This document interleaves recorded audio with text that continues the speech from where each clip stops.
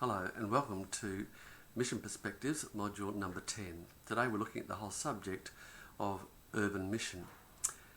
One of the things that we'll start off by doing is spending some time considering the definition of our terms. There's two significant terms that we come across as we begin studies in this particular area.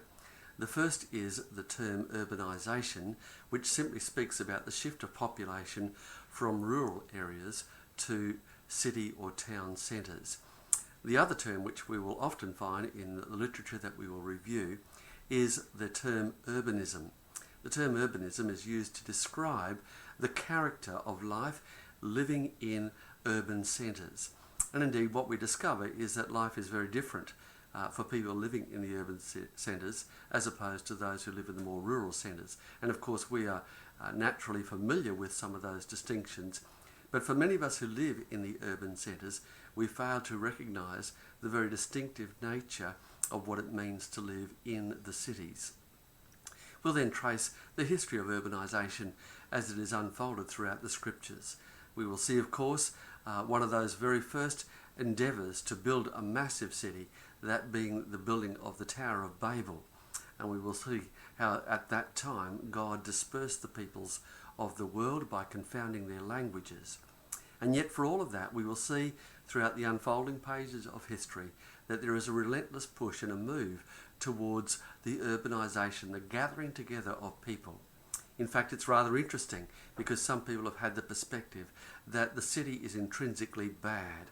And yet as we read the scriptures we find that whilst God's creative purpose started in the Garden of Eden, when we get to the end of the book of Revelation we discover that God's ultimate plan is to see all of this brought together in a new city, the new heaven and the new Jerusalem. And so we will try to understand what God's heart is for the city and has indeed been down throughout the centuries.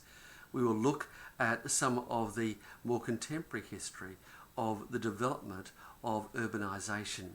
We will see, for example, that going back only a few hundred years to the 1800s, around about 97% of the world's population were living in rural areas. 100 years later, around about 1900, there were 86% of the world's population living in cities. But fast forward to around about the year 2007, we find that the percentage of people living in rural centres was now only 50%. 50% of the world's population had now moved to the city centres, and indeed that has only continued to grow and is projected to grow at an even more rapid rate in the years that lie ahead. We want to look at some of the reasons that have contributed to this massive growth in urbanisation. What has been the massive draw card for people to move away from the rural centres and to move to the city centres? Along with that, we want to look then at the potentials both for good and for evil that are there within the city centres. And indeed, we don't need to look too far to see some of the very clear evidences of both the good and the evil that is perpetrated in city centres where there is a mass drawing together of humanity. In addition to that, though, we want to then spend some time looking at how God's missional plan was unfolded, particularly throughout the New Testament. And we will see that there is a significant focus upon the city, especially indeed as we look at the ministry of the Apostle Paul. As he engages in his mission journeys, we find that he tends to go from city to city, and he engages in those primary hubs of humanity, whether it be in the marketplace or in the synagogues, or reasoning with the philosophers of the day.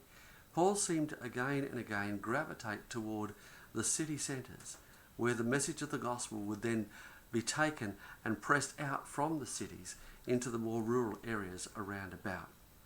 Finally then, we want to spend some time looking at the challenges that come with ministry in the urban context. Of course, when we talk about ministry in the urban context, we perhaps have a couple of things in view. We have in view the very heart of the city, which has a very different dynamic actually to the suburban areas which surround most cities. And yet we want to look at some of the significant challenges that are faced by those who are ministering in these contexts.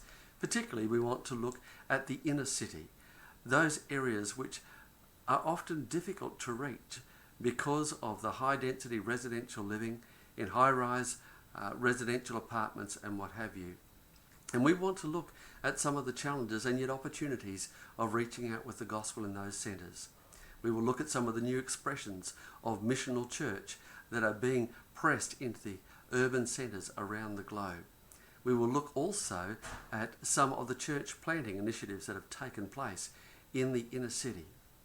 But in addition to that, we want to spend some time looking at the rejuvenation of some of those old historic inner city churches.